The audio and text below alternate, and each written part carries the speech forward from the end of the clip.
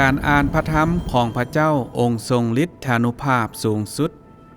การปรากฏตัวและภารกิจของพระเจ้าความสำเร็จหรือความล้มเหลวแม่นขึ้นกับเส้นทางมนุษย์ย่างคนส่วนใหญ่เชื่อในพระเจ้าย้อนเห็นแก่จุดหมายปลายทางในอนาคตของพวกเขาหรือย้อนความสุขสัวขาวสำหรับคนที่บ่ได้ผ่านการลี้หารอย่างเลยพวกเขาเชื่อในพระเจ้าแม่นเพื่อเข้าสู่สวรรค์เพื่อรับเอารางวัลพวกเขาบ่ได้เชื่อในพระเจ้าเพื่อถูกเฮ็ดให้สมบูรณ์หรือปฏิบัติหน้าที่ของสิ่งที่ถูกสร้างนั่นหมายความว่าคนส่วนใหญ่บ่ได้เชื่อในพระเจ้าเพื่อปฏิบัติความรับผิดชอบของพวกเขาหรือเพื่อเฮ็ดให้หน้าที่ของพวกเขาสำเร็จมีน้อยครั้งที่ผู้คนเชื่อในพระเจ้าเพื่อมีชีวิตอย่างมีความหมายหรือมีน้อยครั้งที่จะมีคนที่เชื่อว่าย้อนมนุษย์มีชีวิตอยู่เขาจึงสมควรฮักพระเจ้าเพราะมันแม่นเรื่องธรรมศาสตร์และเหมาะสมที่สุดที่ต้องเฮ็ดแบบนั้นและมันคือวิชาชีพตามธรรมศาสตร์ของมนุษย์ในลักษณะนี้ถึงแม้นว่าแต่ละคนต่างแสวงหาเป้าหมายของพวกเขาเองจุดมุ่งหมายของการแสวงหาของพวกเขาและแรงผลักดันที่อยู่เบื้องหลังของการแสวงหานั้นแม่นล้วนแล้วแต่คือกันและยิ่งไปกว่านั้นสำหรับพวกเขาส่วนใหญ่แล้วจุดประสงค์ของการนมัสการของพวกเขาแม่นคือกันตลอดเวลา 2-3,000 ปีที่ผ่านมาผู้เชื่อหลายคนได้ตายและหลายคนได้ตายและเกิดอีกครั้งบ่แม่นเพียงแต่1หรือ2คนเท่านั้นที่แสวงหาพระเจ้าหรือบ่แม่นแต่1หรือ 2,000 คนถึงอย่างใดก็ตามคนเหล่านี้ส่วนใหญ่แม่นแสวงหาเพื่อเห็นแก่ความขาดหวังของพวกเขาเองหรือความหวังในอนาคตที่สง่างามของพวกเขาคนที่อุทิศต่อพระคริสต์แม้นมีน้อยหลายผู้เชื่อหลายคนที่เลื่อมใสก็ยังตายย้อนติดดังเหของพวกเขาเองและยิ่งไปกว่านั้นจำนวนคนที่มีไสยสนะแม้นมีน้อยหลายจนถึงปัจจุบันสาเหตุที่ว่าเป็นหยังผู้คนจึงล้มเหลวหรือความลับเกี่ยวกับไสยสนะของพวกเขาก็ยังบ่มีไผฮู้คนที่มกมุ่นกับการแสวงหาพระคริสต์ก็ยังบ่ได้พบการเข้าใจโดยทันทีพวกเขายังบ่ได้ลงลึกถึงต้นเหตุของความลึกลับเหล่านี้เพราะพวกเขาบ่ฮู้หยังเลยถึงแม้นว่าพวกเขาเพียรพยายามอย่างเจ็บปวดในการแสวงหาของพวกเขาเส้นทางที่พวกเขาย่างก็เป็นเส้นทางแห่งความล้มเหลวที่บรรพบุรุษของพวกเขาเคยย่างมาก่อนและบ่แม่นเส้นทางแห่งความสำเร็จในกรณีนี้บ่ว่าพวกเขาจะแสวงหาแนวใดก็ตามพวกเขาบ่แม่นย่างตามเส้นทางที่นำไปสู่ความมืดบอดสิ่งที่พวกเขาได้รับบ่แม่นมากผลที่คมคืนบ่มันยากพอสมควรที่จะคาดคะเนว่าในที่สุดแล้วผู้คนที่เฮียนแบบคนที่ได้ประสบความสำเร็จในอดีตนั้นจะมีความโชคดีหรือความจิบหายแล้วจะมีโอกาสเป็นไปได้หลายสำไหนสำหรับคนที่แสวงหาโดยติดตามบาทก้าวของคนที่ล้มเหลวพวกเขาจะยิ่งบ่มีโอกาสที่จะล้มเหลวหลายกว่าเก่าบ่แม่นหยังคือคุณค่าในเส้นทางที่พวกเขาย่างพวกเขาบ่ได้เสียเวลาของพวกเขาบ่สรุปบ่ว่าผู้คนจะประสบความสำเร็จหรือล้มเหลว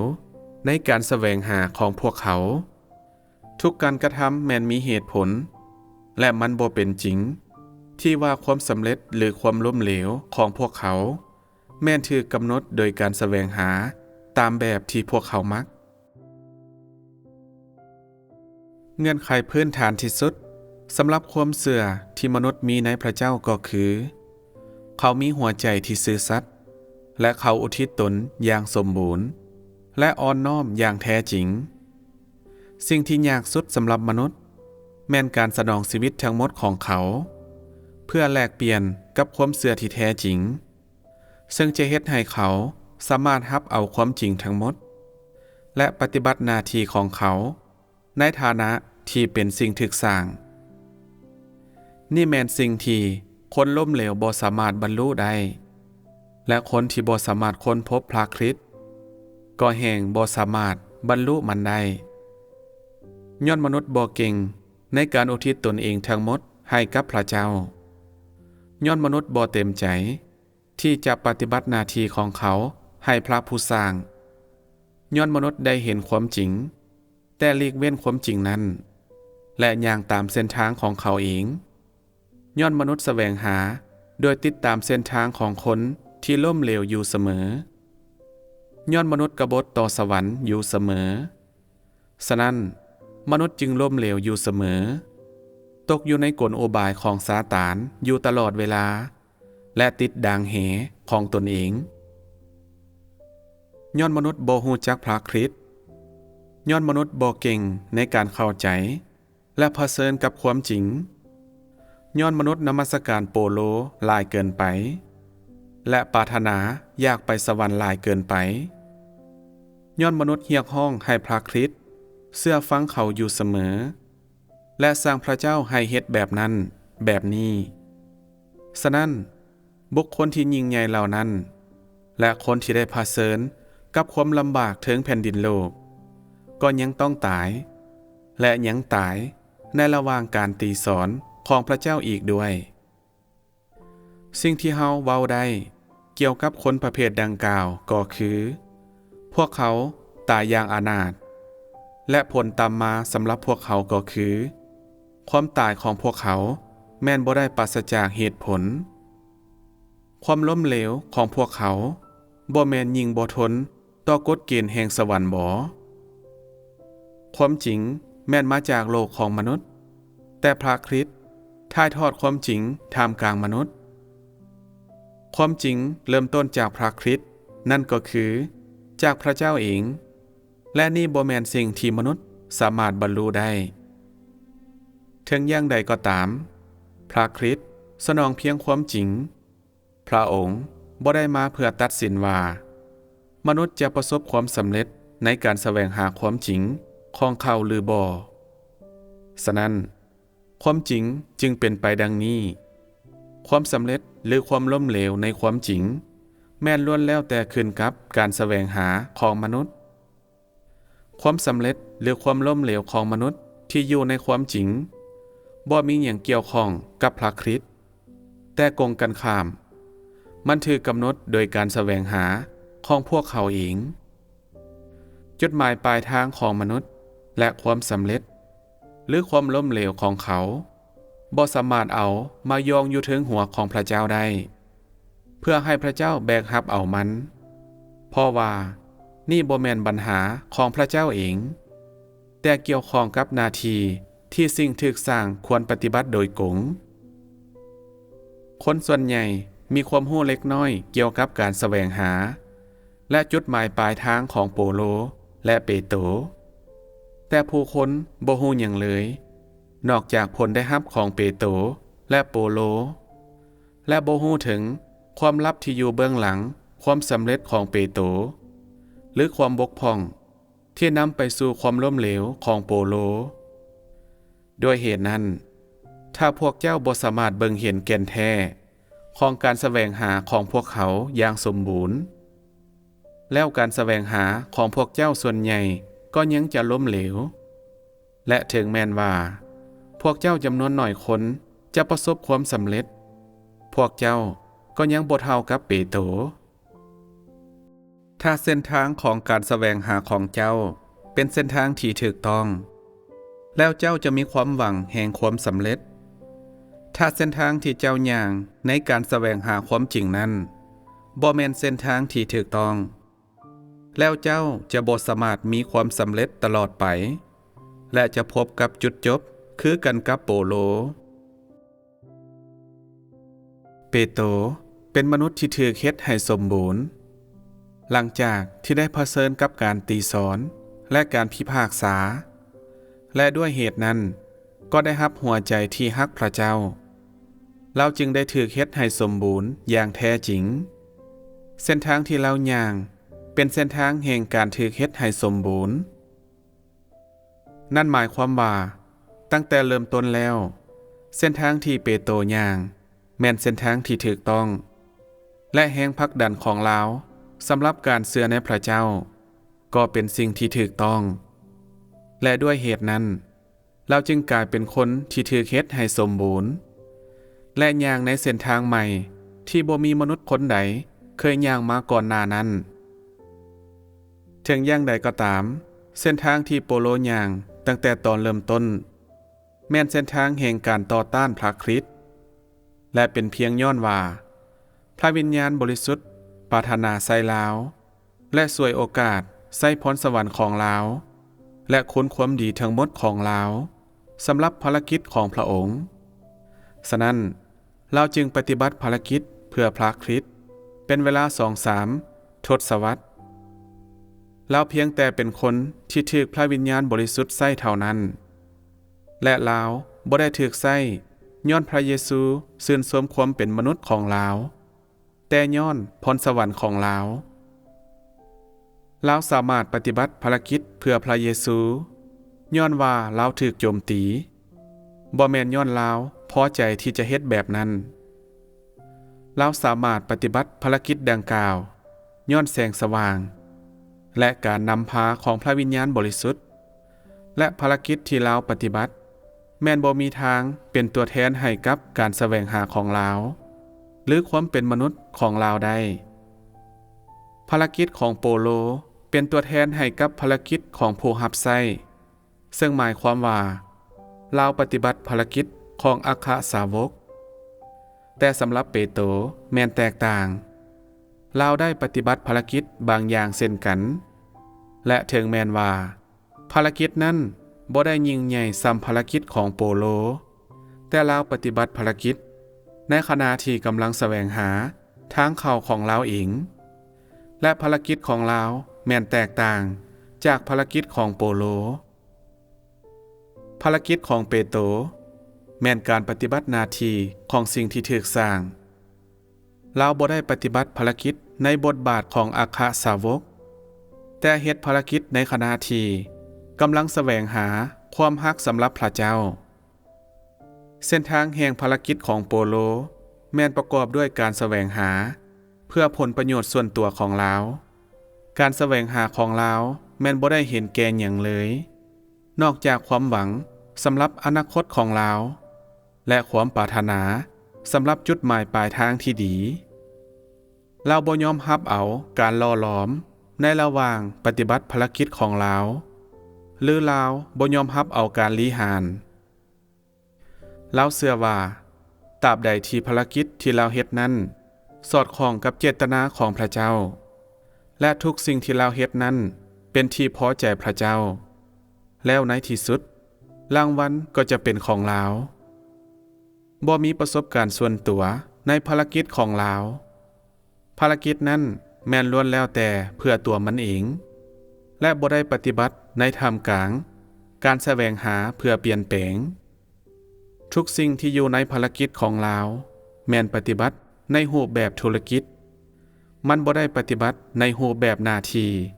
หรือการยินยอมของสิ่งที่ถูกสร้างในระหว่างเส้นทางแห่งภารกิจของโปโลนั้นบ่มีการเปลี่ยนแปลงในอุปนิสัยเดิมของลาว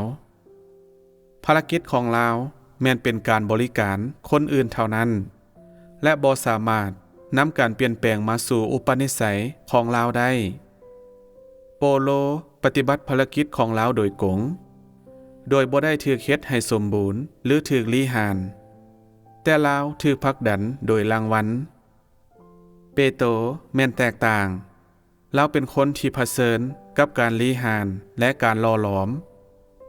โดยพื้นฐานแล้วจุดประสงค์และแรงผลักดันของภารกิจของเปโตรแตกต่างจากโปโลถึงแม้นเปโตรบ่ได้ปฏิบัติภารกิจอย่างหลวงหลายอุปนิสัยของลาว แม้นได้รับการเปลี่ยนแปลงหลายอย่าง และสิ่งที่เราแสวงหาคือความจริงและการเปลี่ยนแปลงที่แท้จริงภารกิจของเราบ่ได้ถูกปฏิบัติโดยเห็นแก่ภารกิจเองถึงแม้นว่าโปโลปฏิบัติภารกิจอย่างหลวงหลายมันก็ล้วนแล้วแต่เป็นภารกิจของพระวิญญาณบริสุทธิ์และถึงแม้นว่าโปโลร่วมมือในภารกิจนี้ลาวก็บ่ได้ประสบกับมันสิ่งที่เฮ็ดให้เปโตรปฏิบัติภารกิจน้อยกว่าก็ย้อนว่าพระวิญญาณบริสุทธิ์บ่ได้ปฏิบัติภารกิจผ่านทางลาวอย่างหลวงหลายจำนวนของภารกิจของพวกเขาบ่ได้กำหนดว่าพวกเขาถูกเฮ็ดให้สมบูรณ์หรือบ่การแสวงหาของคนหนึ่งแม่นเพื่อรับเอารางวัลและอีกคนหนึ่งแม่นเพื่อบรรลุความฮักที่สูงสุดสำหรับพระเจ้าและปฏิบัติหน้าที่ของเขาในฐานะที่เป็นสิ่งถูกสร้างจนถึงขั้นที่ว่าเขาสามารถดำรงชีวิตตามลักษณะที่เป็นตาฮักเพื่อปฏิบัติตามเจตนาของพระเจ้าพวกเขาแตกต่างกันอยู่ภายนอกและด้วยเหตุนั้นแก่นแท้ของพวกเขาก็จึงแตกต่างกันเจ้าบ่สามารถกำหนดได้ว่าแม่นไผในพวกเขาที่ถูกเฮ็ดให้สมบูรณ์โดยอิงตามจำนวนของภารกิจที่พวกเขาปฏิบัติเปโตรแสวงหาเพื่อดำรงชีวิตตามลักษณะของคนที่รักพระเจ้าเพื่อเป็นคนที่อ่อนน้อมต่อพระเจ้าเพื่อเป็นคนที่รับเอาการลี้หานและเพื่อเป็นคนที่ปฏิบัติหน้าที่ของลาวในฐานะที่เป็นสิ่งถูกสร้างเราสามารถอุทิศตนเองให้กับพระเจ้านำทั้งหมดของเราเองมาอยู่ในมือของพระเจ้าและอ่อนน้อมต่อพระองค์จนตายนั่นคือสิ่งที่เราตัดสินใจที่จะเฮ็ดและยิ่งไปกว่านั้นนั่นคือสิ่งที่เราได้บรรลุนี่คือเหตุผลพื้นฐานที่ว่าในที่สุดแล้วเป็นหยังผลได้รับของเราจึงแตกต่างจากผลได้รับของโปโลภารกิจที่พระวิญญาณบริสุทธิ์ปฏิบัติในเปโตรแม่นเพื่อเฮ็ดให้เราสมบูรณ์และภารกิจที่พระวิญญาณบริสุทธิ์ปฏิบัติในโปโลแม่นเพื่อนำไส้ลาวนั่นก็เพราะธรรมศาสตร์ของพวกเขาและมุมมองของพวกเขาต่อการแสวงหาแม่นบ่คือกันทั้งสองมีภารกิจของพระวิญญาณบริสุทธิ์เปโตรนำไส้ภารกิจนี้กับตัวเราเองและยังสนองภารกิจนั้นให้กับคนอื่นในขณะเดียวกันโปโลเพียงแต่สนองทั้งหมดของภารกิจของพระวิญญาณบริสุทธิ์ให้กับคนอื่นและเราเองก็บ่ได้รับผลอย่างเลยจากภารกิจนั้นด้วยเหตุนี้หลังจากที่เราได้เผชิญกับภารกิจของพระวิญญาณบริสุทธิ์เป็นเวลาหลายปีการเปลี่ยนแปลงในโปโลจึงเกือบบ่มีเลยเรายังอยู่ในสภาวะธรรมศาสตร์ของเราและมันยังเป็นโปโลในเมื่อก่อนคือเก่ามันเป็นเพียงย้อนหลังจากการอดทนต่อความลำบากจากภารกิจเป็นเวลาหลายปีเราจึงเรียนรู้วิธีปฏิบัติภารกิจและเรียนรู้ถึงความอดกลั้นแต่ธรรมศาสตร์ดังเดิมของเราที่เป็นธรรมศาสตร์ที่มักในการแข่งขันสูงและมักค้าขายก็ยังคงอยู่คือเก่าหลังจากปฏิบัติภารกิจเป็นเวลาหลายปีเราบ่ฮู้จักอุปนิสัยที่เสื่อมทรามของตนเองหรือเราบ่ปาถิ่มอุปนิสัยเก่าออกจากตนเองและอุปนิสัยนั้นก็ยังสามารถเห็นได้ในภารกิจของเราในตัวเรานั้นมีเพียงประสบการณ์เกี่ยวกับภารกิจแต่ประสบการณ์เล็กน้อยเพียงอย่างเดียวแม่นบ่สามารถเปลี่ยนแปลงเราได้และบ่สามารถเปลี่ยนแปลงมุมมองของเราเกี่ยวกับการเป็นอยู่หรือความสำคัญของการแสวงหาของเราได้ถึงแม้นว่าเราปฏิบัติภารกิจเพื่อพระคริสต์เป็นเวลาหลายปีและบ่เคยข่มเหงพระเยซูเจ้าจักเทื่อในหัวใจของเรานั้นบ่มีการเปลี่ยนแปลงในความรู้ที่เรามีเกี่ยวกับพระเจ้าเลยนี่หมายความว่าเราบ่ได้ปฏิบัติภารกิจ เพื่ออุทิศตนให้กับพระเจ้าแต่กงกันข้ามเราถูกบังคับให้ปฏิบัติภารกิจโดยเห็นแก่จุดหมายปลายทางในอนาคตของเราย้อนว่าในตอนเริ่มต้นนั้นเราได้ข่มเหงพระคริสต์และบ่ยอมอ่อนน้อมต่อพระคริสต์เราเป็นกบฏโดยธรรมศาสตร์ผู้ซึ่งต่อต้านพระคริสต์โดยเจตนาและเป็นคนที่บ่มีความรู้เกี่ยวกับภารกิจของพระวิญญาณบริสุทธิ์เมื่อภารกิจของเราเกือบจะสิ้นสุดลงเรายังบ่รู้จักภารกิจของพระวิญญาณบริสุทธิ์และเพียงแต่ประพฤติตามความต้องการของเราเองอิงตามลักษณะของเราเองโดยบ่สนใจเจตนาของพระวิญญาณบริสุทธิ์แม้แต่น้อยเดียวแล้วด้วยเหตุนั้นธรรมศาสตร์ของเราจึงเป็นศัตรูกับพระคริสต์และบ่อ่อนน้อมต่อความจริงคนแบบนี้ผู้ซึ่งถูกภารกิจของพระวิญญาณบริสุทธิ์ปาทิมผู้ซึ่งบ่รู้จักภารกิจของพระวิญญาณบริสุทธิ์และผู้ที่ยังต่อต้านพระคริสต์คนประเภทนี้จะรับความรอดพ้นได้แนวใดบ่ว่ามนุษย์จะสามารถถูกช่วยให้รอดพ้นได้หรือบ่แม้นบ่ได้ขึ้นกับจำนวนภารกิจที่เขาปฏิบัติหรือเขาอุทิศตนหลายส่ำใดแต่กงกันข้ามมันถูกกำหนดด้วยคำถามที่ว่าเขารู้จักภารกิจของพระวิญญาณบริสุทธิ์หรือบ่เขาสามารถนำความจริงเข้าสู่การปฏิบัติหรือบ่และมุมมองของเขาที่มีต่อการแสวงหานั้น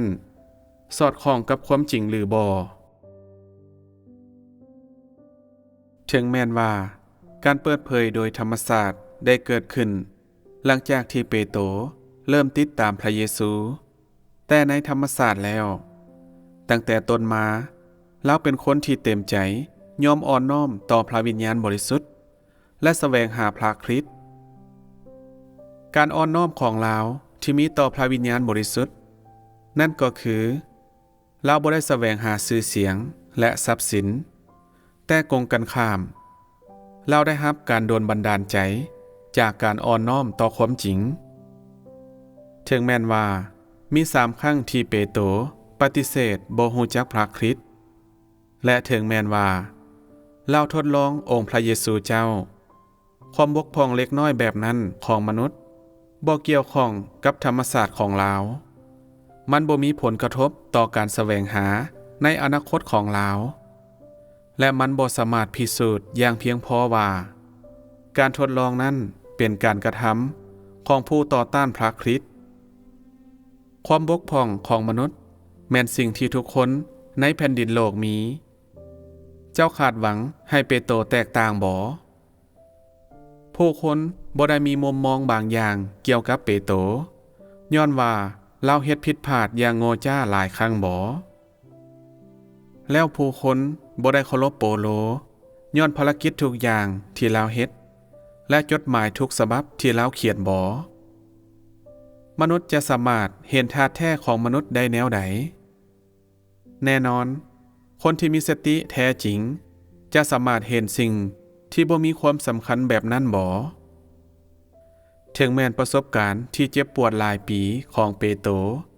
บ่ได้ถูกบันทึกไว้ในพระคัมภีร์นี่ก็บ่ได้พิสูจน์ว่าเปโตรบ่มีประสบการณ์ที่แท้จริงเลยหรือเปโตรบ่ได้ถูกเฮ็ดให้สมบูรณ์มนุษย์จะสามารถยังฮู้ภารกิจของพระเจ้าได้อย่างสมบูรณ์ได้แนวใดการบันทึกในพระคัมภีร์บ่ได้ถูกคัดเลือกโดยพระเยซูเองแต่ถูกรวบรวมโดยคนรุ่นต่อมาเมื่อเว้าแบบนั้นทุกสิ่งที่บันทึกในพระคัมภีร์บ่แม่นถูกเลือกเอาตามแนวคิดของมนุษย์บ่ยิ่งไปกว่านั้นผลได้รับของเปโตรและโปโลแม่นบ่ได้ถูกระบุไว้ในจดหมายอย่างจ่าแจ้งฉะนั้นมนุษย์จึงตัดสินเปโตรและโปโลตามความเข้าใจของพวกเขาเองและตามความพึงพอใจของพวกเขาเองแล้วย้อนโปโลปฏิบัติภารกิจหลายอย่างย้อนการประกอบส่วนของลาวยิ่งใหญ่หลายลาวจึงได้เอาชนะความไว้ใจของฝูงชนมนุษย์บ่ได้ตั้งใจใส่ แต่ในเรื่องผิวเผินเท่านั้นบ่มนุษย์จะสามารถเห็นท่าแท้ของมนุษย์ได้แนวใดนอกจากนั้นในเมื่อโปโลเป็นเป้าหมายแห่งการนมัสการเป็นเวลาหลายพันปีแม่นไผกล้าที่จะปฏิเสธภารกิจของลาวโดยบ่มีเหตุผลเปโตรเป็นเพียงคนหาปลาแล้วการประกอบส่วนของลาวจะยิ่งใหญ่ซ้ำกับโปโลได้แนวใดในเรื่องการประกอบส่วนที่พวกเขามีโปโลควรได้รับรางวัลก่อนเปโตรและลาวควรเป็นคนที่มีคุณสมบัติหลายกว่าที่จะรับเอาการเห็นดีจากพระเจ้าแม่นผู้ใดจะสามารถจินตนาการได้ว่าการที่พระองค์ปฏิบัติต่อโปโลนั้นพระเจ้าเพียงแต่เฮ็ดให้ลาวปฏิบัติภารกิจผ่านพรสวรรค์ของลาวเท่านั้นแต่สำหรับเปโตรพระเจ้าเฮ็ดให้ลาวสมบูรณ์มันบ่แม่นในกรณีที่พระเยซูเจ้าได้วางแผนสำหรับเปโตรและโปโลตั้งแต่ตอนเริ่มต้นกงกันข้ามพวกเขาถูกเฮ็ดให้สมบูรณ์หรือนำเข้าสู่ภารกิจตามธรรมศาสตร์ที่มีมาแต่เกิดของพวกเขาด้วยเหตุนั้นสิ่งที่ผู้คนเห็นแม้นเป็นเพียงการประกอบส่วนภายนอกของมนุษย์เท่านั้นในขณะที่สิ่งที่พระเจ้าเห็นแม้นท่าแท้ของมนุษย์พร้อมทั้งเส้นทางที่มนุษย์แสวงหาตั้งแต่ตอนเริ่มต้นและแรงผลักดันที่อยู่เบื้องหลังการแสวงหาของมนุษย์ผู้คนวัดแทกมนุษย์ตามแนวคิดของพวกเขาและอิงตามความเข้าใจของพวกเขาเองแต่ผลได้รับขั้นสุดท้ายของมนุษย์แม้นบ่ได้ถูกกำหนดตามลักษณะภายนอกของเขาด้วยเหตุนั้นเฮาจึงกล่าวว่าถ้าเส้นทางที่เจ้าย่างตั้งแต่ต้นแม่นเส้นทางแห่งความสำเร็จและทัศนมุมมองของเจ้าที่มีต่อการแสวงหานั้นเป็นสิ่งที่ถูกต้องตั้งแต่ต้นแล้วเจ้าก็เป็นคือกับเปโตรถ้าเส้นทางที่เจ้าย่างแม่นเส้นทางแห่งความล้มเหลวแล้วบ่ว่าเจ้าจะจ่ายราคาด้วยหยังก็ตามผลได้รับของเจ้าก็จะเป็นคือกับโปโลบ่ว่าในกรณีใดก็ตามจุดหมายปลายทางของเจ้าและบ่ว่าเจ้าจะสำเร็จหรือล้มเหลวทั้งสองอย่างแม้นถูกกำหนดโดยเส้นทางที่เจ้าแสวงหานั้นถูกต้องหรือบ่แทนที่จะเป็นการอุทิศของพวกเจ้าหรือราคาที่พวกเจ้าจ่ายแก่นแท้ของเปโตรและโปโลและเป้าหมายที่พวกเขาแสวงหานั้นแม้นแตกต่างกัน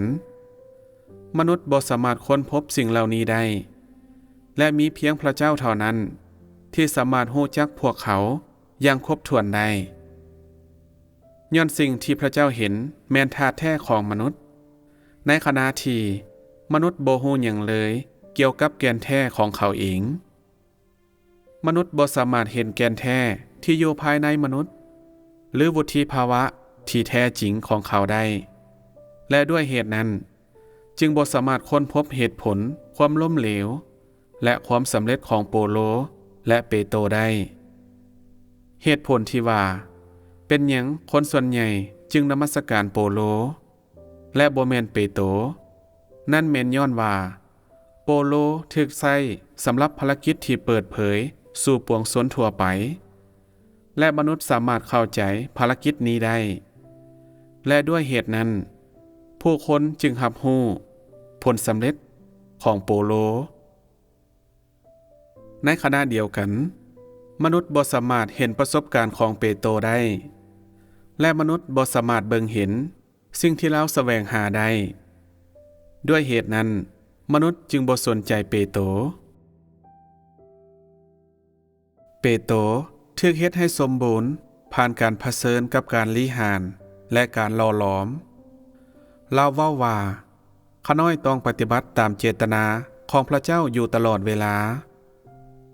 ในทุกสิ่งที่ข้าน้อยเฮ็ดข้าน้อยต้องแสวงหาเพื่อปฏิบัติตามเจตนาของพระเจ้าเท่านั้นและบ่ว่าข้าน้อยจะถูกตีสอนหรือถูกพิพากษาข้าน้อยก็ยังมีความสุขที่จะเฮ็ดแบบนั้นเปโตรมอบทั้งหมดของเราให้กับพระเจ้าภารกิจ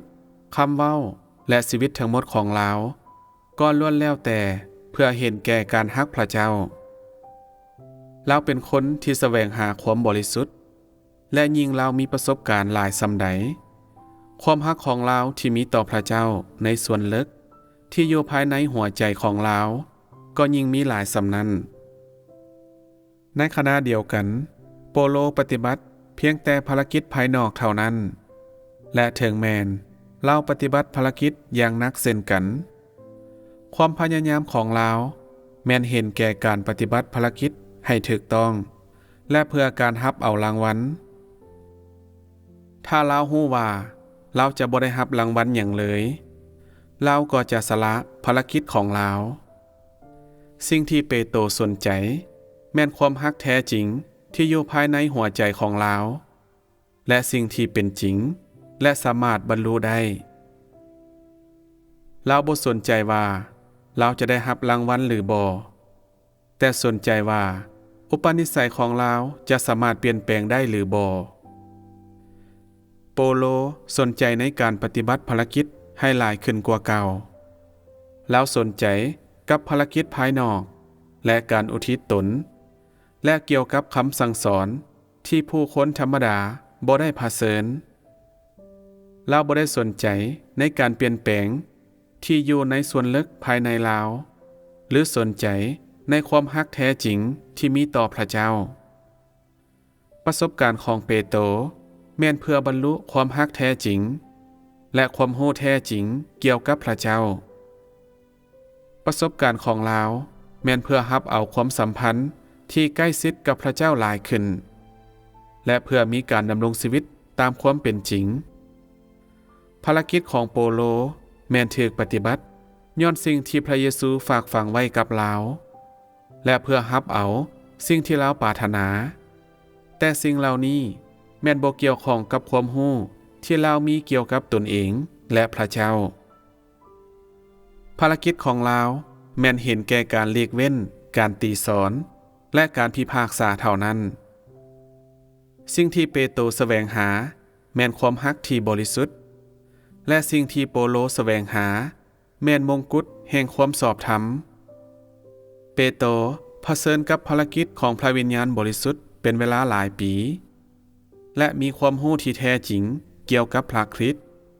พร้อมทั้งความรู้ที่ลึกซึ้งเกี่ยวกับตนเองด้วยเหตุนี้ความฮักที่เรามีต่อพระเจ้าจึงบริสุทธิ์การล่อหลอมเป็นเวลาหลายปีได้ยกระดับความรู้ของเราเกี่ยวกับพระเยซูและชีวิตและความฮักของเราแม้นเป็นความฮักที่บ่มีเงื่อนไข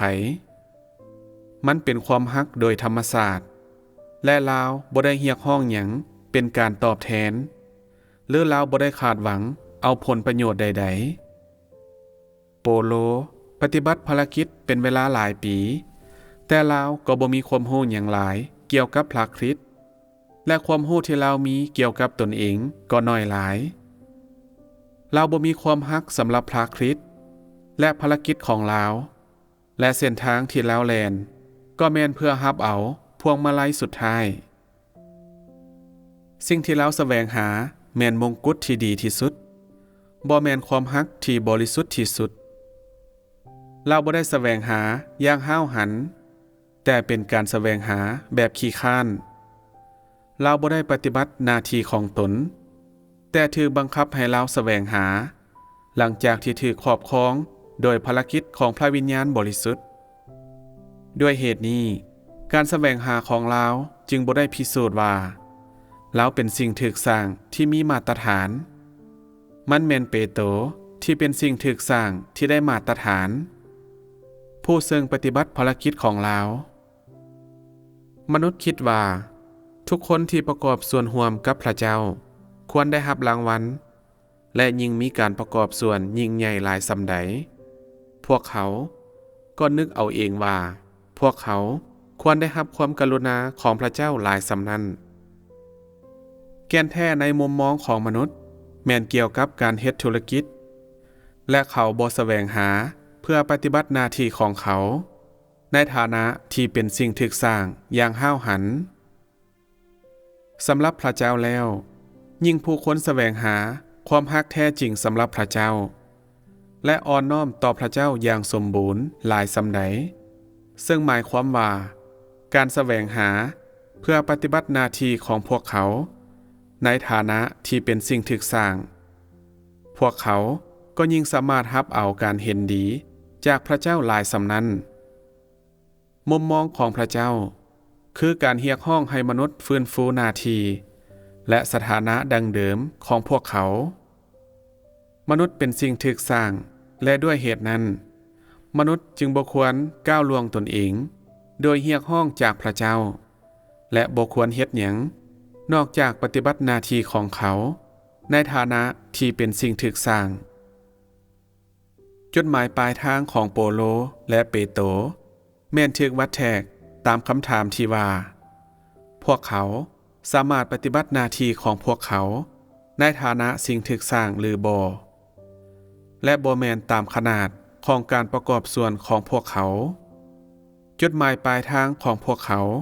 แม่นถือกำหนดตามสิ่งที่พวกเขาแสวงหาตั้งแต่ต้นบ่แม่นตามจำนวนภารกิจที่พวกเขาเฮ็ดหรือตามการที่คนอื่นประเมินค่าของพวกเขาด้วยเหตุนั้นการแสวงหาเพื่อปฏิบัติหน้าที่ของตนในฐานะที่เป็นสิ่งถึกสร้างจึงเป็นเส้นทางสู่ความสำเร็จการแสวงหาเส้นทางเพื่อฮักพระเจ้าอย่างแท้จริงจึงเป็นเส้นทางที่ถูกต้องที่สุดการแสวงหาการเปลี่ยนแปลงในอุปนิสัยเก่าของตนและการแสวงหาความฮักบริสุทธิ์สำหรับพระเจ้าแม่นเส้นทางสู่ความสำเร็จเส้นทางสู่ความสำเร็จดังกล่าวแม่นเส้นทางแห่งการฟื้นฟูหน้าที่ดังเดิมพร้อมทั้งลักษณะดังเดิมของสิ่งถึกสร้างมันคือเส้นทางแห่งการฟื้นฟูและมันยังเป็นจุดประสงค์ของภารกิจทั้งหมดของพระเจ้ามาตั้งแต่ต้นจนจบถ้าการแสวงหาของมนุษย์ถูกเปื้อเปื้อนโดยความต้องการส่วนตัวที่เกินขอบเขตและความปรารถนาที่บ่มีเหตุผลแล้วผลที่ได้รับก็จะบ่แม่นการเปลี่ยนแปลงในอุปนิสัยของมนุษย์สิ่งนี้บ่สอดคล้องกับภารกิจแห่งการฟื้นฟูแน่นอนมันบ่แม่นภารกิจที่พระวิญญาณบริสุทธิ์ปฏิบัติและด้วยเหตุนั้นสิ่งนี้จึงพิสูจน์ว่าพระเจ้าบ่เห็นด้วยกับการแสวงหาประเภทนี้แล้วการแสวงหาที่พระเจ้าบ่เห็นดีด้วยจะมีความหมายหยังภารกิจที่โปโลปฏิบัติแม่นการแสดงต่อหน้ามนุษย์แต่ความรักของเราที่มีต่อพระเจ้าบริสุทธิ์หลายสำใดและเรารักพระเจ้าหลายสำใดเลิกๆในหัวใจของเรานั้นสิ่งเหล่านี้เป็นสิ่งที่มนุษย์บ่สามารถเบิ่งเห็นได้มนุษย์สามารถเห็นเพียงแต่ภารกิจที่เราปฏิบัติซึ่งมนุษย์รู้ว่าเราถูกใช้โดยพระวิญญาณบริสุทธิ์อย่างแน่นอนและด้วยเหตุนั้นมนุษย์จึงคิดว่าโปโลดีกว่าเปโตรซึ่งภารกิจของเรายิ่งใหญ่กว่าก็ย้อนว่าเราสามารถตอบสนองคริสตจักรได้ส่วนเปโตรแม่นเพียงแต่สนใจกับประสบการณ์ส่วนตัวของเราและได้รับผู้คนจำนวนหน่อยในท่ามกลางภารกิจชั่วคราวของเรามีจดหมายเพียงหน่อยเดียวที่เป็นที่รู้จักจากเราแต่มีไผรู้แด่ว่าความรักที่เรามีต่อพระเจ้านั้นยิ่งใหญ่หลายสำใดในส่วนลึกภายในหัวใจของเรามือแล้วมือเล่าโปโลปฏิบัติภารกิจเพื่อพระเจ้านั่นก็คือตราบใดที่มีภารกิจให้ปฏิบัติเราก็ปฏิบัติเรารู้สึกว่าด้วยลักษณะนี้เราจะสามารถรับเอามงกุฎและสามารถเฮ็ดให้พระเจ้าพอใจได้แต่เราบ่ยอมแสวงหาหนทางที่จะเปลี่ยนแปลงตนเองผ่านทางภารกิจของเราแม่นหยังก็ตามที่อยู่ในชีวิตของเปโตรซึ่งบ่สอดคล้องตามเจตนาของพระเจ้าแม่นจะเฮ็ดให้เรารู้สึกบ่สบายใจถ้ามันบ่ปฏิบัติตามเจตนาของพระเจ้าเราก็รู้สึกสำนึกผิดและจะสอกหาหนทางที่เหมาะสม ที่เราสามารถพยายามเพื่อเฮ็ดให้พระเจ้าพอใจได้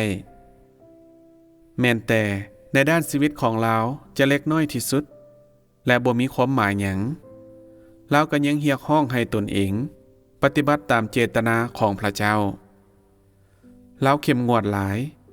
เมื่อเว้าถึงอุปนิสัยเก่าของเราเคร่งครัดในเงื่อนไขที่เรามีต่อตนเองเพื่อพัฒนาเข้าสู่ความจริงให้เลิกเสื่องหลายยิ่งขึ้นโปโลแสวงหาเพียงแต่ชื่อเสียงและสถานะแบบผิวเผินเท่านั้นเราแสวงหาเพื่อโอ้อวดตนเองต่อหน้ามนุษย์และบ่ได้แสวงหาเพื่อพัฒนาการเข้าสู่ชีวิตให้เลิกเสื่องยิ่งกว่าเก่าสิ่งที่เราใส่ใจแม่นคำสั่งสอนบ่แม่นความเป็นจริงบางคนว่าโปโลปฏิบัติภารกิจหลายอย่างสำหรับพระเจ้าเป็นหยังพระเจ้าจึงบ่จดจำลาวเปโตรปฏิบัติภารกิจเพียงแต่น้อยเดียวสำหรับพระเจ้าและบ่ได้ประกอบส่วนอย่างหลายในคริสตจักรแล้วเป็นหยังเราจึงถือเฮ็ดให้สมบูรณ์เปโตรฮักพระเจ้าจนถึงจุดใดหนึ่งซึ่งเป็นจุดที่พระเจ้าต้องการมีแต่คนประเภทนี้เท่านั้นจึงมีคำพยานได้แล้วโปโลเดโปโลฮักพระเจ้าหลายส่ำใดเจ้าฮู้บ่ภารกิจของโปโลแม่นถูกปฏิบัติโดยเห็นแก่หยังแล้วภารกิจของเปโตรแม่นถูกปฏิบัติโดยเห็นแก่หยังเปโตรบ่ได้ปฏิบัติภารกิจหลายอย่างแต่เจ้าฮู้บ่ว่า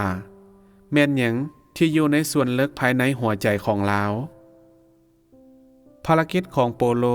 แม่นเกี่ยวกับการตอบสนองคริสตจักรและการสนับสนุนคริสตจักรสิ่งที่เปโตรเผชิญแม่นการเปลี่ยนแปลงในชีวิตอุปนิสัยของลาวเผชิญกับการฮักพระเจ้าตอนนี้เจ้าฮู้ถึงความแตกต่างระหว่างแกนแท้ของพวกเขาเจ้าสามารถเห็นได้ว่าในที่สุดแล้วแม่นไผที่เชื่อในพระเจ้าอย่างแท้จริงและแม่นไผที่บ่เชื่อในพระเจ้าอย่างแท้จริงคนหนึ่งแม่นฮักพระเจ้าอย่างแท้จริงและอีกคนหนึ่งบ่ได้ฮักพระเจ้าอย่างแท้จริงคนหนึ่งได้รับการเปลี่ยนแปลงในอุปนิสัยของเขาและอีกคนหนึ่งแม่นบ่ได้รับคนหนึ่งรับใช้อย่างถ่อมตนและบ่มีภัยสังเกตเห็นอย่างง่ายดายและอีกคนแม่นถือคนอื่นนมัสการและมีลักษณะที่ยิ่งใหญ่คนหนึ่งแสวงหาความบริสุทธิ์และอีกคนหนึ่งบ่ได้แสวงหา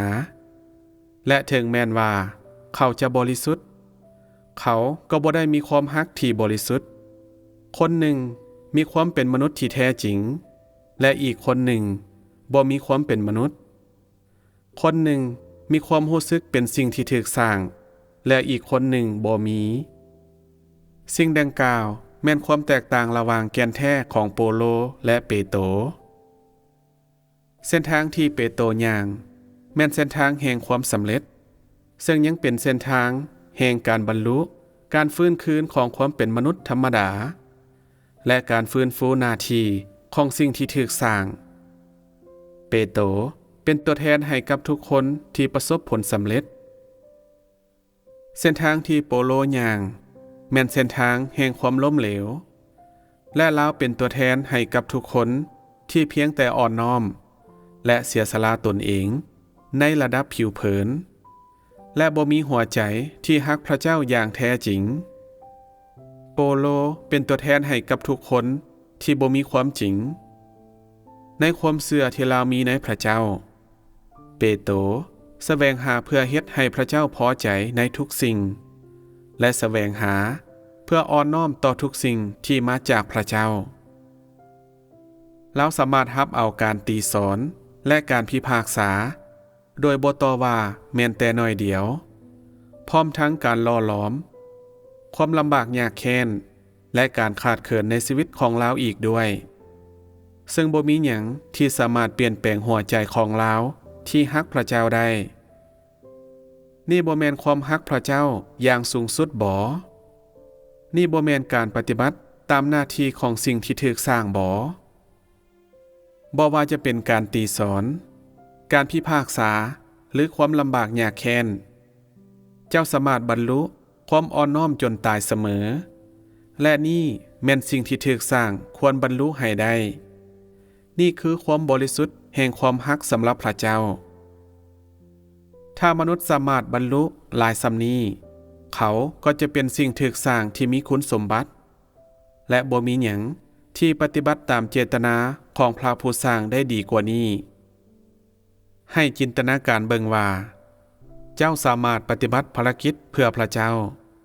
แต่เจ้าบ่อ่อนน้อมต่อพระเจ้าและบ่สามารถฮักพระเจ้าอย่างแท้จริงได้ในลักษณะนี้บ่เพียงแต่เจ้าบ่ปฏิบัติหน้าที่ของสิ่งที่ถูกสร้างเท่านั้นแต่เจ้ายังจะถูกพระเจ้าตำหนิย้อนเจ้าเป็นคนที่บ่มีความจริงคนที่บ่สามารถอ่อนน้อมต่อพระเจ้าได้และคนที่ต่อต้านพระเจ้าเลยเจ้าเพียงแต่สนใจกับการปฏิบัติภารกิจเพื่อพระเจ้าและบ่สนใจกับการนำความจริงเข้าสู่การปฏิบัติหรือการรู้จักตนเองเจ้าบ่เข้าใจหรือรู้จักพระผู้สร้างและบ่อ่อนน้อมหรือฮักพระผู้สร้างเจ้าเป็นคนที่กบฏต่อพระเจ้ามาตั้งแต่เกิดแล้วด้วยเหตุนั้นผู้คนดังกล่าวจึงบ่เป็นที่ฮักของพระผู้สร้างบางคนว่าโปโลปฏิบัติภารกิจจำนวนหลวงหลายและแล้วก็แบกรับเอาภารกิจสำหรับคริสตจักรและประกอบส่วนอย่างหลวงหลายในคริสตจักรเหล่านั้นจดหมาย13ฉบับของโปโลยืนยันถึงเวลา 2,000 ปีของยุคแห่งพระคุณและเป็นเพียงอันดับที่2ห้องจากพระกิตติคุณทั้ง4แม่นไผสามารถเปรียบเทียบกับลาวได้บ่มีไผสามารถทอดความหมายของพระนิมิตของโยฮันในขณะที่จดหมายของโปโลสนองชีวิตและภารกิจที่ลาวปฏิบัติแม่นเป็นประโยชน์ต่อคริสตจักรแม่นไผแน่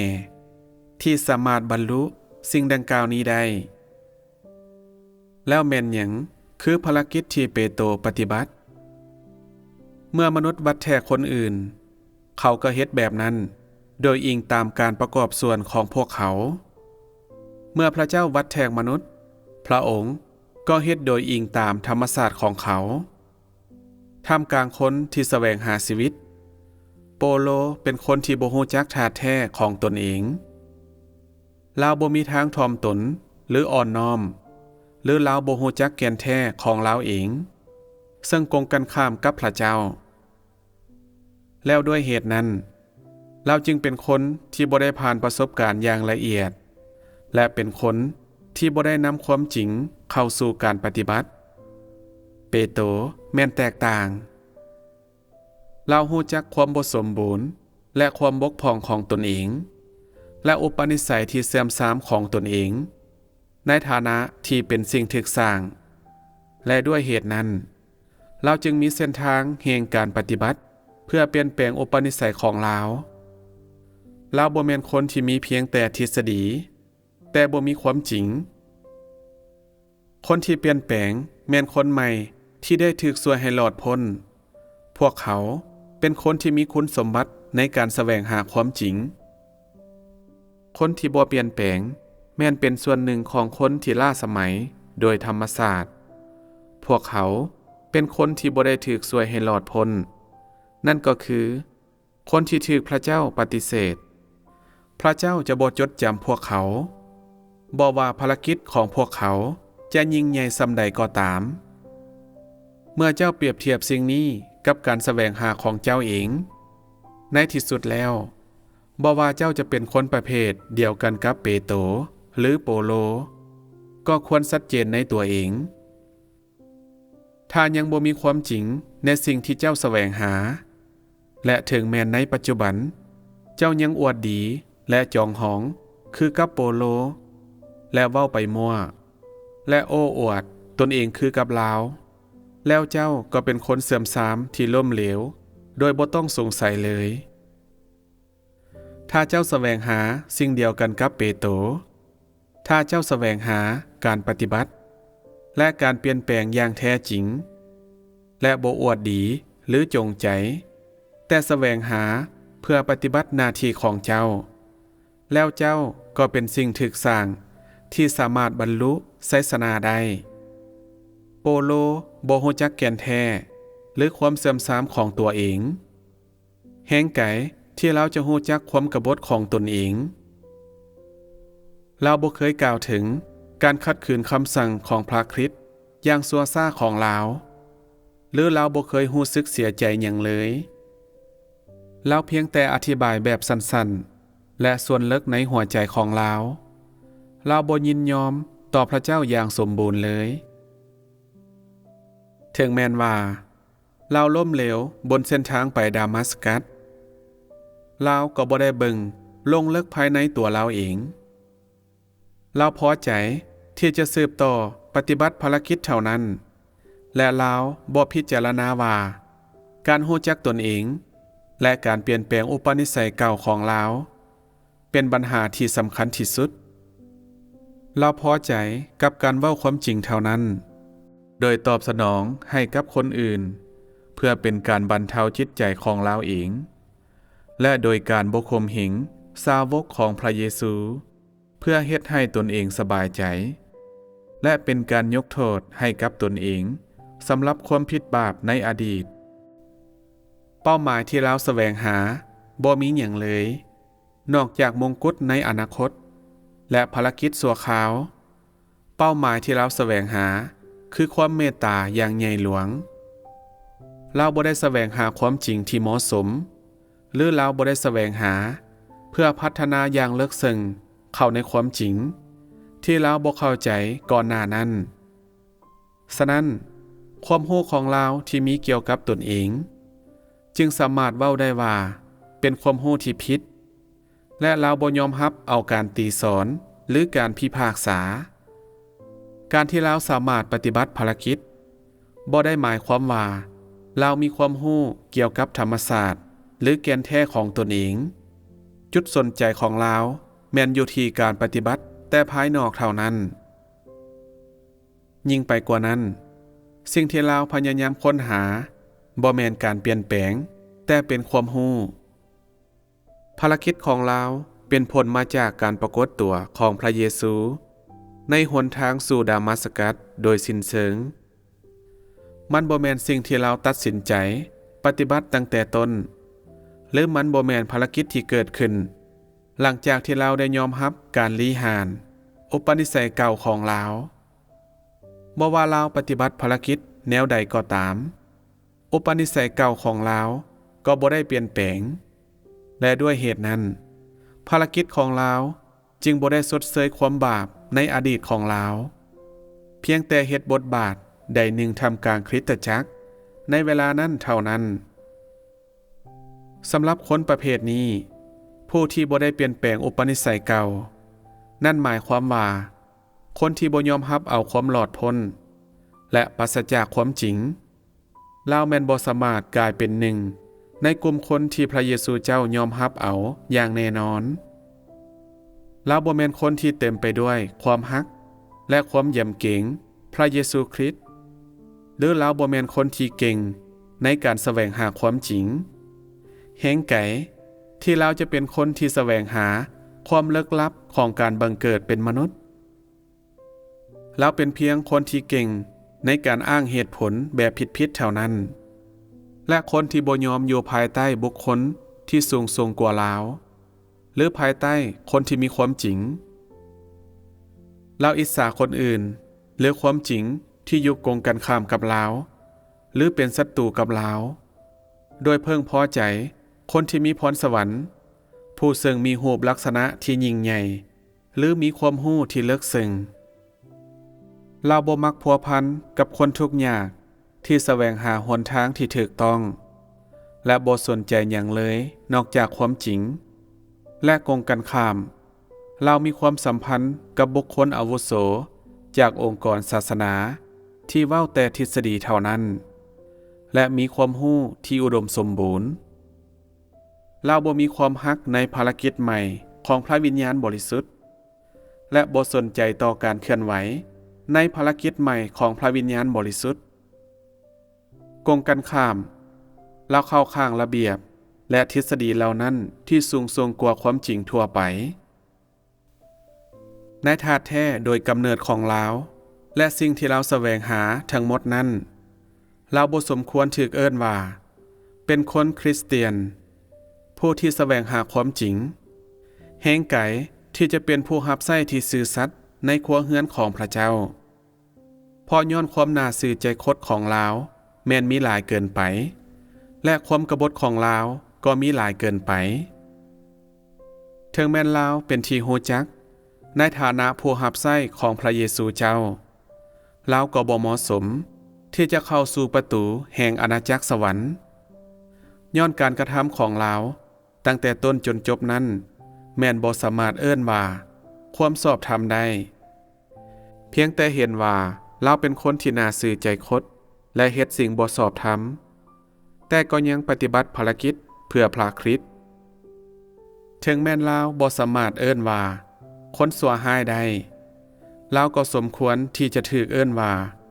มนุษย์ที่เฮ็ดสิ่งบ่ชอบธรรมเราปฏิบัติภารกิจหลายอย่างแต่เราต้องบ่ถูกตัดสินอิงตามจำนวนภารกิจที่เราปฏิบัติแต่ต้องอิงตามคุณภาพและแกนแท้ของภารกิจเท่านั้นด้วยวิธีนี้เท่านั้นมันจึงจะสามารถเข้าถึงต้นเหตุของปัญหาเราเชื่ออยู่เสมอว่าข้าน้อยสามารถปฏิบัติภารกิจข้าน้อยดีกว่าคนส่วนใหญ่ข้าน้อยคำนึงถึงภาระของพระผู้เป็นเจ้าบ่คือกับคนอื่นและบ่มีภัยกับใจได้อย่างเลิกซึ้งกว่าข้าน้อยอีกแล้วย้อนแสงสว่างที่ยิ่งใหญ่ได้ส่องแสงลงมาใส่ตัวข้าน้อยและข้าน้อยได้เห็นแสงสว่างที่ยิ่งใหญ่นั้นและด้วยเหตุนั้นการกลับใจของข้าน้อยจึงเลิกซึ้งกว่าคนอื่นๆในเวลานั้นนี่เป็นสิ่งที่เราคิดอยู่ภายในหัวใจของเราในเวลาสุดท้ายของภารกิจของเราโปโลกล่าวว่าข้าน้อยได้ต่อสู้ข้าน้อยได้สำเร็จเส้นทางของข้าน้อยแล้วและมีมงกุฎแห่งความชอบธรรมรอท่าอยู่สำหรับข้าน้อยการต่อสู้ภารกิจและเส้นทางของเราแม่นเห็นแก่มงกุฎแห่งความชอบธรรมโดยสิ้นเชิงและเราบ่ได้ก้าวไปข้างหน้าอย่างห้าวหันถึงแม้นว่าเราบ่ได้ปฏิบัติภารกิจของเราพอเป็นพิธีมันสามารถเว้าได้ว่าภารกิจของเราแม่นถูกปฏิบัติเพื่อชดเชยความผิดพลาดของเราและทดแทนการสำนึกผิดของเราเท่านั้นเราเพียงแต่หวังที่จะเฮ็ดให้ภารกิจของเราสำเร็จเฮ็ดให้เส้นทางของเราสำเร็จและสำเร็จกับการต่อสู้ของเราโดยไวที่สุดเท่าที่จะไวได้เพื่อว่าเราจะได้รับเอามงกุฎแห่งความชอบธรรมไว้ขึ้นซึ่งเป็นสิ่งที่เราปรารถนามาแต่โดนนานแล้วสิ่งที่เราปรารถนาบ่แม่นการพบกับพระเยซูเจ้าด้วยประสบการณ์ของเราและความรู้ที่แท้จริงแต่เพื่อเฮ็ดให้ภารกิจของเราสำเร็จไว้เท่าที่จะไวได้เพื่อว่าเราจะได้รับเอารางวัลจากภารกิจของเราในเวลาที่เราพบกับพระเยซูเจ้าเราใช้ภารกิจของเราเพื่อปลอบใจเราเองและเพื่อแลกเปลี่ยนกับมงกุฎในอนาคตสิ่งที่เราแสวงหาบ่แม่นความจริงหรือพระเจ้าแต่เป็นมงกุฎเท่านั้นการแสวงหาแบบนี้จะเป็นไปตามมาตรฐานได้แนวใดแห่งผลักดันของเราภารกิจของเราราคาที่เราจ่ายและความพยายามทั้งหมดของเราความเพ้อฝันอย่างงดงามของเราแพ้คุ้มสิ่งเหล่านั้นทั้งหมด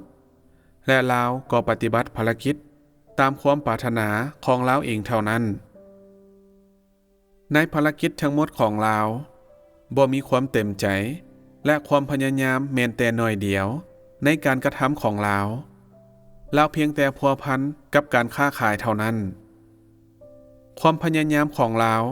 บ่แม่นเพื่อปฏิบัติหน้าที่ของเราอย่างเต็มใจแต่เพื่อบรรลุจุดประสงค์ของการค้าขายด้วยความเต็มใจแล้วความพยายามดังกล่าวมีค่าอย่างบ่แม่นไผ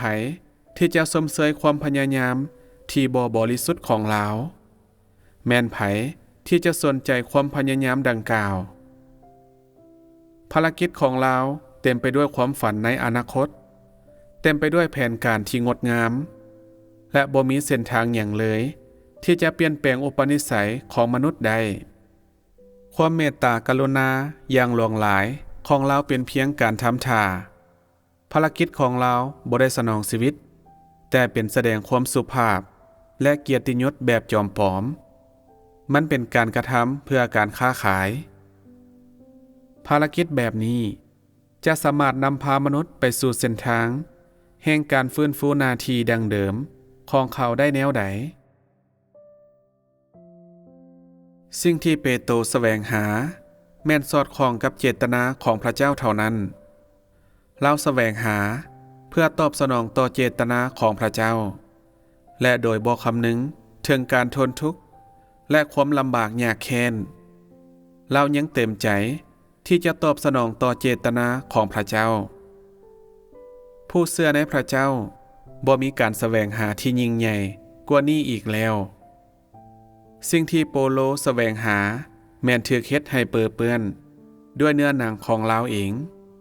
ด้วยแนวคิดของเราเองและด้วยแผนการและโครงการของเราเองเราบ่สามารถเป็นสิ่งที่ถูกสร้างที่มีคุณสมบัติได้และบ่แม่นคนที่แสวงหาเพื่อตอบสนองต่อเจตนาของพระเจ้าเปโตรแสวงหาที่จะปล่อยให้ตัวเองอยู่ภายใต้การปั้นแต่งของพระเจ้าและถึงแม้นว่าภารกิจที่เราปฏิบัตินั้นบ่ได้ยิ่งใหญ่แห่งผลักดันที่อยู่เบื้องหลังการแสวงหาของเราและเส้นทางที่เราย่างแม่นถูกต้องถึงแม้นว่าเราบ่สามารถเฮ็ดให้หลายคนยอมรับเราสามารถแสวงหาหนทางแห่งความจริงได้ย้อนเหตุนี้จึงสามารถเว้าได้ว่าเราเป็นสิ่งที่ถูกสร้างที่มีคุณสมบัติในปัจจุบันถึงแม้นว่าเจ้าบ่แม่นผู้ปฏิบัติภารกิจเจ้าก็ควรสามารถปฏิบัติหน้าที่ของสิ่งที่ถูกสร้างและแสวงหาเพื่อปล่อยให้อยู่ภายใต้การปั้นแต่งทุกอย่างของพระเจ้าเจ้าควรสามารถอ่อนน้อมต่อทุกสิ่งที่พระเจ้ากล่าวและเผชิญกับความลำบากยากแค้นและการหล่อหลอมในทุกรูปแบบและถึงแม้นเจ้าอ่อนแอในหัวใจของเจ้าก็ต้องฮักพระเจ้าคนที่รับผิดชอบชีวิตของพวกเขาเองแม่นคนที่เต็มใจปฏิบัติหน้าที่ของสิ่งที่ถูกสร้างและมุมมองของคนประเภทดังกล่าวต่อการแสวงหาก็เป็นมุมมองที่ถูกต้องคนเหล่านี้แม่นคนที่พระเจ้าต้องการ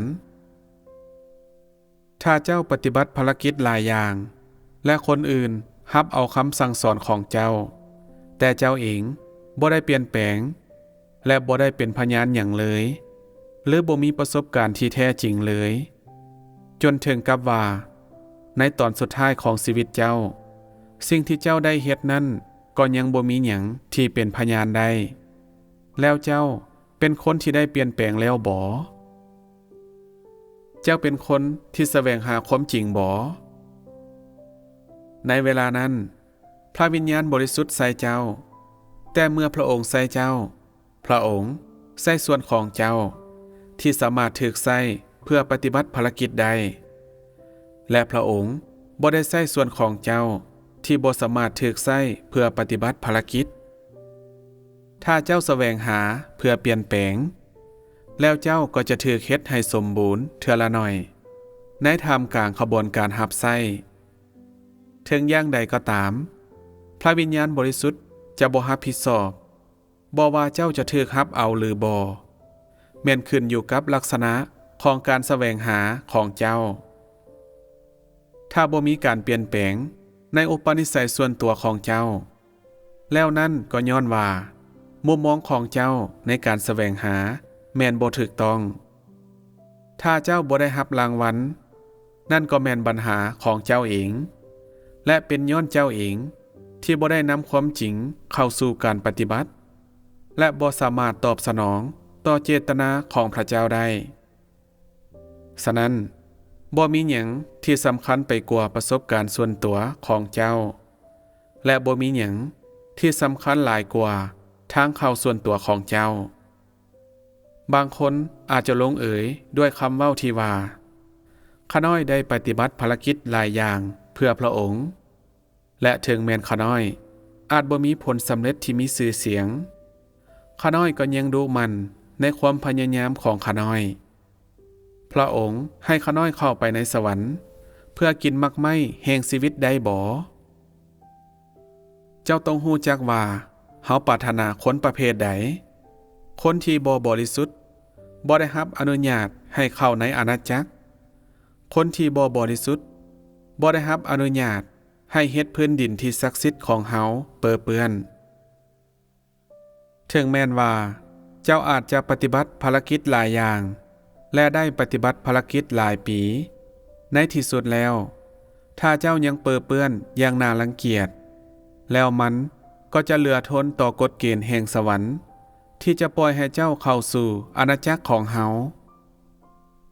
ตั้งแต่ปฐมกาลของโลกจนถึงปัจจุบันเฮาบ่เคยเฮ็ดให้คนที่ประจบประแจงเฮาเข้าสู่อาณาจักรของเฮาอย่างง่ายดายจักเทื่อนี่คือกฎเกณฑ์แห่งสวรรค์และบ่มีไผสามารถทำลายมันได้เจ้าต้องแสวงหาชีวิตในปัจจุบันคนที่จะถือเฮ็ดให้สมบูรณ์ก็เป็นคนประเภทเดียวกันกับเปโตรพวกเขาเป็นคนที่แสวงหาการเปลี่ยนแปลงในอุปนิสัยของพวกเขาและคนที่เต็มใจจะเป็นพยานให้กับพระเจ้าและปฏิบัติหน้าที่ในฐานะเป็นสิ่งที่ถูกสร้างมีเพียงแต่คนแบบนี้เท่านั้นที่จะถือเฮ็ดให้สมบูรณ์ถ้าเจ้าเพียงแต่ค้นหารางวัลและบ่แสวงหาเพื่อเปลี่ยนแปลงชีวิตอุปนิสัยของเจ้าเองแล้วความพยายามทั้งหมดของเจ้าก็จะสูญเปล่านี่คือความจริงที่บ่สามารถเปลี่ยนแปลงได้จากความแตกต่างระหว่างแกนแท้ของเปโตรและโปโลเจ้าควรเข้าใจว่าทุกคนที่บ่แสวงหาชีวิตแม่นพยายามด้วยความสูญเปล่าเจ้าเชื่อในพระเจ้าและติดตามพระเจ้าและด้วยเหตุนั้นเจ้าต้องมีหัวใจที่ฮักพระเจ้าเจ้าต้องปาทิ่มอุปนิสัยที่เสื่อมทรามของเจ้าเจ้าต้องแสวงหาเพื่อตอบสนองต่อเจตนาของพระเจ้าและต้องปฏิบัติหน้าที่ของสิ่งที่ถูกสร้างย้อนเจ้าเชื่อและติดตามพระเจ้าเจ้าควรมอบทุกสิ่งให้กับพระองค์และบ่ควรเลือกตัดสินใจหรือเรียกร้องเพื่อส่วนตัวและเจ้าควรบรรลุการตอบสนองต่อเจตนาของพระเจ้าย้อนเจ้าถูกสร้างเจ้าจึงควรอ่อนน้อมต่อพระผู้เป็นเจ้าที่สร้างเจ้าย้อนว่าโดยธรรมชาติแล้วเจ้าปราศจากอำนาจเหนือตัวเจ้าเองและบ่มีความสามารถที่จะควบคุมชะตากรรมของเจ้าเองย้อนเจ้าเป็นคนที่เชื่อในพระเจ้าเจ้าจึงควรแสวงหาความบริสุทธิ์และการเปลี่ยนแปลงย้อนเจ้าเป็นสิ่งที่ถูกสร้างเจ้าจึงควรยึดมั่นกับหน้าที่ของเจ้าและรักษาตำแหน่งของเจ้าและเจ้าต้องบ่ก้าวเกินหน้าที่ของเจ้าสิ่งนี้บ่แม่นเพื่อจำกัดเจ้าหรือยับยั้งเจ้าผ่านทางทฤษฎีแต่กงกันข้ามมันคือเส้นทางที่เฮ็ดให้เจ้าสามารถปฏิบัติหน้าที่ของเจ้าและมันสามารถบรรลุได้และทุกคนที่เฮ็ดสิ่งชอบธรรมก็ควรบรรลุสิ่งนี้ให้ได้ถ้าเจ้าเปรียบเทียบแกนแท้ของเปโตรและโปโลแล้วเจ้าก็จะรู้จักวิธีที่เจ้าควรแสวงหาในระหว่างเส้นทางของเปโตรและโปโลได้อย่างนั้นหนึ่งในนั้นแม่นเส้นทางแห่งการถือเฮ็ดให้สมบูรณ์และอีกหนึ่งเส้นทางแม่นเส้นทางแห่งการถือกำจัด เปโตรและโปโลเป็นตัวแทนให้กับสองเส้นทางที่แตกต่างกันถึงแม้นว่าแต่ละคนได้รับภารกิจของพระวิญญาณบริสุทธิ์และแต่ละคนได้รับเอาแสงสว่างและแสงเยียงทางจากพระวิญญาณบริสุทธิ์และแต่ละคนยอมรับสิ่งที่พระเยซูเจ้ามอบหมายให้กับพวกเขาแต่มรรคผลที่เกิดในทั้งสองคนก็บ่คือกันคนหนึ่งเกิดผลอย่างแท้จริงและอีกคนบ่เกิดผลอย่างแท้จริงจากแก่นแท้ของพวกเขาภารกิจที่พวกเขาปฏิบัติสิ่งที่พวกเขาแสดงออกภายนอกและผลได้รับสุดท้ายของพวกเขานั้นเจ้าควรเข้าใจว่าเส้นทางไหนที่เจ้าควรย่างเส้นทางที่เจ้าควรเลือกที่จะย่างพวกเขาย่างในสองเส้นทางที่แตกต่างกันอย่างสิ้นเชิงโปโลและเปโตรพวกเขาเป็นตัวอย่างของแต่ละเส้นทางและด้วยเหตุนั้นตั้งแต่ต้นมาพวกเขาจึงถูกจัดขึ้นให้เป็นแบบอย่างของสองเส้นทางเหล่านี้แม่นหยังคือจุดสำคัญในประสบการณ์ของโปโลและเป็นหยังเราจึงสำเร็จบ่ได้แม่นหยังคือจุดสำคัญในประสบการณ์ของเปโตรและเราประสบกับการถูกเฮ็ดให้สมบูรณ์ได้แนวใดถ้าเจ้าเปรียบเทียบสิ่งที่พวกเขาแต่ละคนใส่ใจแล้วเจ้าก็จะรู้ว่าพระเจ้าต้องการคนประเภทใดกันแท้เจตนาของพระเจ้าแม่นหยังอุปนิสัยของพระเจ้าแม่นหยังคนประเภทใดที่จะถูกเฮ็ดให้สมบูรณ์ในที่สุดและยังรู้ว่าคนประเภทใดที่บ่ถูกเฮ็ดให้สมบูรณ์เจ้าจะรู้ว่าแม่นหยังคืออุปนิสัยของคนที่จะถูกเฮ็ดให้สมบูรณ์และแม่นหยังคืออุปนิสัยของคนที่จะบ่ถูกเฮ็ดให้สมบูรณ์ปัญหาเหล่านี้ที่อยู่ในแก่นแท้ก็สามารถเห็นได้ในประสบการณ์ของเปโตรและโปโลพระเจ้าสร้างสรรพสิ่งทั้งปวงและด้วยเหตุนั้นพระองค์จึงเฮ็ดให้สรรพทุกสิ่งมาอยู่ภายใต้อำนาจของพระองค์และยอมอยู่ภายใต้อำนาจของพระองค์พระองค์จะบัญชาสิ่งทั้งปวง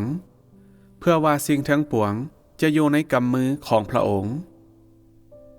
ทุกสิ่งในการเนรมิตสร้างของพระเจ้ารวมถึงสัตว์พืชมนุษย์ศาสตร์ภูเขาและแม่น้ำและทะเลสาบทุกสิ่งต้องมาอยู่ภายใต้อำนาจของพระองค์ทุกสิ่งที่อยู่ถึงท้องฟ้าและถึงแผ่นดินโลกต้องมาอยู่ภายใต้อำนาจของพระองค์พวกเขาบ่มีทางเลือกอื่นและล้วนแล้วแต่ต้องยอมอยู่ภายใต้การปั้นแต่งของพระองค์สิ่งนี้ถูกบัญญัติโดยพระเจ้าและมันเป็นสิทธิอำนาจของพระเจ้าพระเจ้าบัญชาทุกสิ่งและสั่งและจัดตำแหน่งให้สรรพสิ่งทั้งปวงโดยที่แต่ละอย่างนั้นแม้นถูกจัดแจงตามประเภทของภัยมันและจัดแบ่งตามตำแหน่งของพวกเขาเองตามเจตนาของพระเจ้าบ่ว่ามันจะยิ่งใหญ่ส่ำใดก็ตามบ่มีหยังสามารถเลื่อนพระเจ้าได้ทุกสิ่งรับใช้มนุษยศาสตร์ที่พระเจ้าสร้างและบ่มีสิ่งใดกล้าที่จะต่อต้านพระเจ้าหรือที่จะเรียกร้องหยังจากพระเจ้าได้ด้วยเหตุนั้นมนุษย์ในฐานะที่เป็นสิ่งที่ถูกสร้างก็ต้องปฏิบัติหน้าที่ของมนุษย์เช่นกันบ่ว่ามนุษย์จะเป็นเจ้านายหรือผู้ดูแลของบรรดาสิ่งทั้งปวงบ่ว่าสถานะของมนุษย์จะสูงส่งส่ำใดก็ตามท่ามกลางสิ่งทั้งปวงอย่างใดก็ตามพวกเขาก็ยังเป็นเพียงมนุษย์เล็กน้อยที่อยู่ภายใต้อำนาจของพระเจ้าและบ่ได้เป็นหลายไปกว่ามนุษย์ที่บ่สำคัญหรือหลายกว่าสิ่งที่ถูกสร้างและพวกเขาจะบ่อยู่เหนือพระเจ้าได้จักเทื่อในฐานะที่เป็นสิ่งถูกสร้างมนุษย์ควรแสวงหาเพื่อปฏิบัติหน้าที่ของสิ่งที่ถูกสร้างและแสวงหาเพื่อฮักพระเจ้าโดยบ่ตัดสินใจเป็นอย่างอื่นย้อนพระเจ้าสมควรได้รับความฮักของมนุษย์คนที่แสวงหาเพื่อฮักพระเจ้า บ่ควรแสวงหาผลประโยชน์ส่วนตัวหรือแสวงหาสิ่งที่พวกเขาปรารถนาเป็นการส่วนตัวนี่คือวิธีการแสวงหาที่ถูกต้องที่สุดถ้าสิ่งที่เจ้าแสวงหาแม่นความจริงถ้าสิ่งที่เจ้านำเข้าสู่การปฏิบัติก็แม่นความจริงและถ้าสิ่งที่เจ้าบรรลุก็คือการเปลี่ยนแปลงในอุปนิสัยของเจ้าแล้วเส้นทางที่เจ้าย่างก็เป็นเส้นทางที่ถูกต้องถ้าสิ่งที่เจ้าแสวงหาคือความสุขทางเนื้อหนังและสิ่งที่เจ้านำเข้าสู่การปฏิบัติแม่นความจริงจากแนวคิดของเจ้าเองและถ้าบ่มีการเปลี่ยนแปลงในอุปนิสัยของเจ้าและเจ้าบ่อ่อนน้อมต่อพระเจ้าที่สถิตอยู่ในเนื้อหนังเลยและเจ้ายังดำรงชีวิตอยู่กับความเลื่อนลอยแล้วสิ่งที่เจ้าแสวงหาก็จะนำพาเจ้าไปสู่นรกอย่างแน่นอนย้อนว่าเส้นทางที่เจ้าย่างนั้นเป็นเส้นทางแห่งความล้มเหลวบ่ว่าเจ้าจะถูกเฮ็ดให้สมบูรณ์หรือถูกโยนออกแม่นขึ้นอยู่กับการแสวงหาของเจ้าเองซึ่งหมายความว่าความสำเร็จหรือความล้มเหลวแม่นขึ้นอยู่กับเส้นทางที่มนุษย์ย่าง